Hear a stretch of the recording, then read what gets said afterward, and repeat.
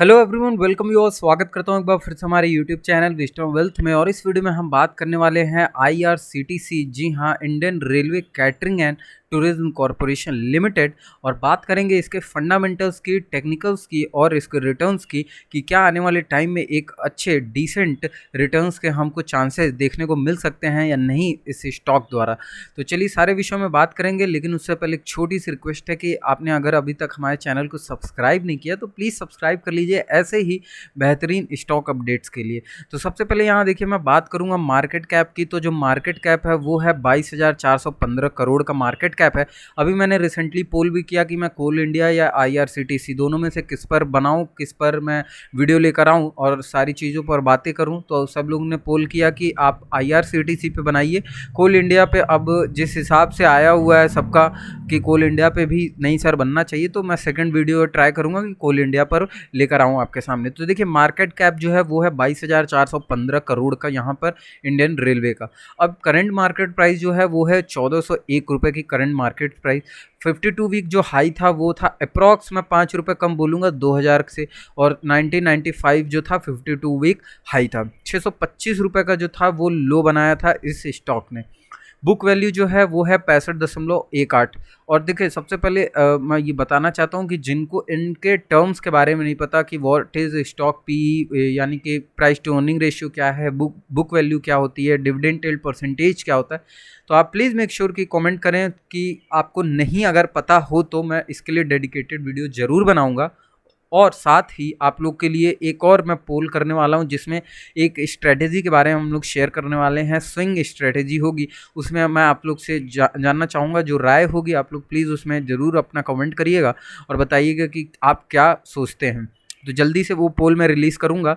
चलिए यहाँ बात कर लेते हैं आरओसीई के बारे में। तो रिटर्न ऑन कैपिटल एम्प्लॉयड जो है वो है 43.41% का। रिटर्न ऑन इक्विटी जो कि 27.30%। तो अपने आप में ठीक ठाक मैं रिटर्न ऑन सी और रिटर्न ऑन इक्विटी भी बोलूँगा। और अगर सेल्स ग्रोथ की मैं बात करूँ तो 10.97% का यहाँ पर सेल्स ग्रोथ है इंडियन रेलवे कैटरिंग का। तो और फेस वैल्यू जो है वो है 10 रुपये की। तो डिविडेंड परसेंटेज भी जो है, डिविडेंड यील्ड परसेंटेज, वो भी ठीक ठाक है और बढ़िया है मैं बोलूँगा। डेट टू इक्विटी रेशियो की अगर बात करें, यानी कि कर्ज कितना है, तो कर्ज तो जीरो है भाई, ऑटोमेटिक जीरो ही रहेगा क्योंकि गवर्नमेंट कंपनी है, गवर्नमेंट है आईआरसीटीसी। लेकिन हालांकि जिस तरीके से इसको कन्वर्जन किया जा रहा है प्राइवेट में, तो क्या अब आगे देखना है कि हम और भी डिसेंट रिस्पांस देख सकते हैं या नहीं देख सकते हैं। तो इसीलिए मैं इस बेसिकली इसी मेरा मोटिव जो था बनाने का आईआरसीटीसी स्टॉक के बारे में, यही मोटिव था कि जिस तरीके से प्राइवेटाइजेशन हो रहा है, क्या आने वाले टाइम में जिस स्टॉक ने जो अभी तक परफॉर्मेंस दिखाई है वही परफॉर्मेंस सेम स्पैन पर रखने वाला है या नहीं रखने वाला है। तो चलिए सबसे पहले यहाँ रिटर्न्स की अब बात कर लेते हैं। ये तो था पूरे मेजर टर्म्स इस फंडामेंटल्स के बारे में, जिनको नहीं पता उनको मैं क्लियरली इस वीडियो के माध्यम से दिखाने की कोशिश किया। और ये थे इसके फंडामेंटल्स और मेजर टर्म्स। अब बात करेंगे यहाँ परसेंटेज वाइज कि रिटर्न्स क्या दिए हैं इसने अभी तक, वन डे से लेकर मैक्स टू मैक्स के स्पैन पे बात करेंगे कि जो ओरिजिन यानी कि जब से लिस्टिंग हुई है तब से इस स्टॉक ने, और one day, one week, one month, one year, 5 year max, जी हाँ, ये 6 स्पैन पर हम देखेंगे। तो पहला स्पैन जो है वन डे का है, तो वो रिटर्न जो है 1.14% का रिटर्न वन डे पर है। वन वीक पे अगर मैं बात करूँ तो -0.40, यानी कि छोटी सी नेगेटिव में रिटर्न देखने को मिला है, छोटे डिजिट में। वन मंथ की अगर मैं बात करूँ तो वन मंथ का जो रिटर्न है वो है -2.36% का रिटर्न, जो कि अप्रॉक्स में बोलूँगा छोटा मोटा ही एक तरीके से नेगेटिव रिटर्न है। और अगर वन ईयर के स्पैन पर मैं बात करूँ तो 92.50%, जी हाँ, 92.50% है वन ईयर के स्पैन पर। तो अपने आप में ठीक ठाक है। और लिस्टिंग की अगर हम बात करें तो अभी ज़्यादा दिन की लिस्टिंग नहीं हुई, 2019 में लिस्टिंग हुई है और तब से अगर ऐसा रिटर्न्स देखने को मिल रहा है तो अपने आप में दमदार रिटर्न्स हैं। 5 ईयर के स्पैन पे देखें तो 92.50% सेम वही रिटर्न होने वाले हैं मैक्स पर भी। क्योंकि जो लिस्टिंग है वो ज़्यादा दिन की नहीं है, लिस्टिंग अभी रिसेंटली हुआ है तो इस वजह से। तो अब 92.50% का यहाँ पे मैक्स टू मैक्स के स्पैन पे आपको देखने को मिलेगा रिटर्न्स। तो ये थे फंडामेंटल्स और ये थे आपके रिटर्न। अब चलते हैं हम इसके चार्ट के ऊपर, और चार्ट के ऊपर बात करेंगे कि क्या वाकई एक डिसेंट बाइंग लेवल पर है, लेना चाहिए या नहीं लेना चाहिए। तो इसके लिए देखिए मैं यहाँ पर वन डे के चार्ट पर लेकर आया हूँ, वन वीक और वन मंथ के चार्ट पर हम नहीं कर सकते, क्योंकि मैक्स टू मैक्स अगर मैं दिखाऊँ, आपको दिखा ही देता हूँ।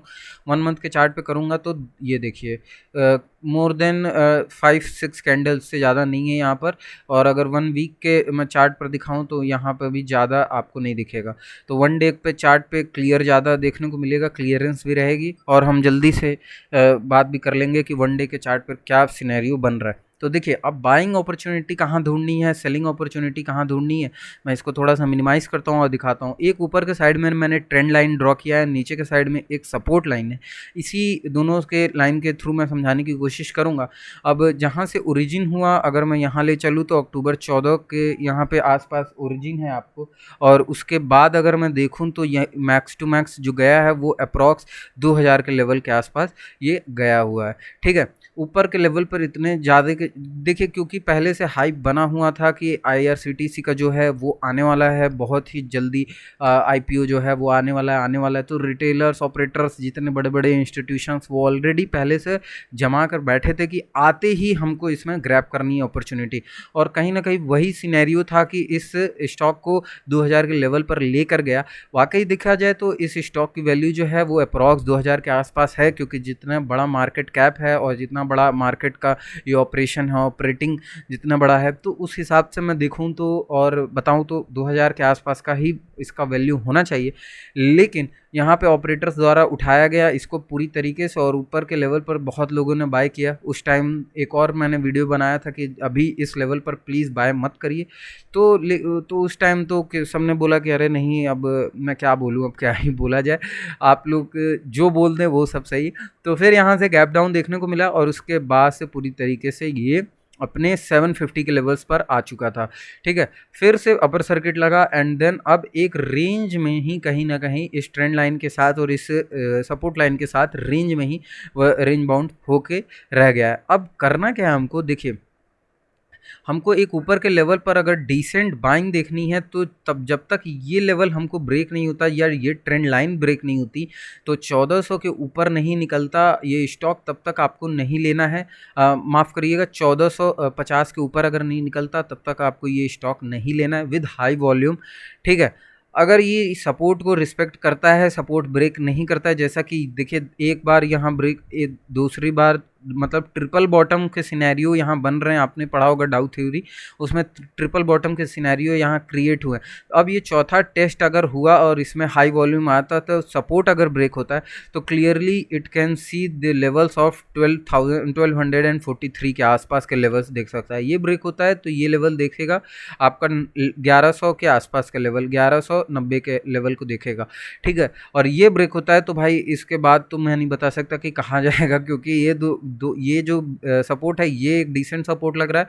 उसके बाद मुझे एक सपोर्ट जो है वो 1200 का लेवल का लग रहा है, तो वो एक डिसेंट सपोर्ट है। तो इन दोनों सपोर्ट के आसपास जो है अभी फिलहाल जिस हिसाब से मार्केट के रूप लग रहे हैं, ढंग लग रहे हैं, कभी भी कोई भी एक ह्यूज फॉल आ सकता है। इस वजह से मैं बोल रहा हूँ कि आपको सपोर्ट पर, जब सपोर्ट आपको रिस्पेक्ट करता है कोई स्टॉक, तभी लेना है, अदरवाइज नहीं लेना है। 15% ऑफ योर कैपिटल डिप्लॉय करना है आपको फर्स्ट चेक करने के लिए कि सपोर्ट वाकई वर्क कर रहा है नहीं कर रहा है, इस चीज़ के लिए। एंड सेकंड थिंग कि आपको जब सपोर्ट वर्कआउट करता है तब धीरे धीरे पिरामिडिंग करनी है। जी हाँ, अपने जो भी पोर्टफोलियो उसमें पिरामिडिंग करना है, एंड देन धीरे धीरे जैसे ही ब्रेकआउट के बाद आप पिरामिडिंग करना शुरू करेंगे तो इस ट्रेंड लाइन पर ही इसको सपोर्ट मिलेगा, और नया ही सपोर्ट बनते बनते बनते फिर ये एक न्यू हाई को बना सकता है। तो लॉन्ग टर्म के पर्सपेक्टिव से आईआरसीटीसी बहुत ही बेहतरीन स्टॉक होगा। लॉन्ग टर्म के पर्सपेक्टिव से अगर आप लेना चाहें तो मैं बोलूँगा अभी थोड़े दिन आपको वेट करना होगा, और भी नीचे लेवल्स आपको मिलते हैं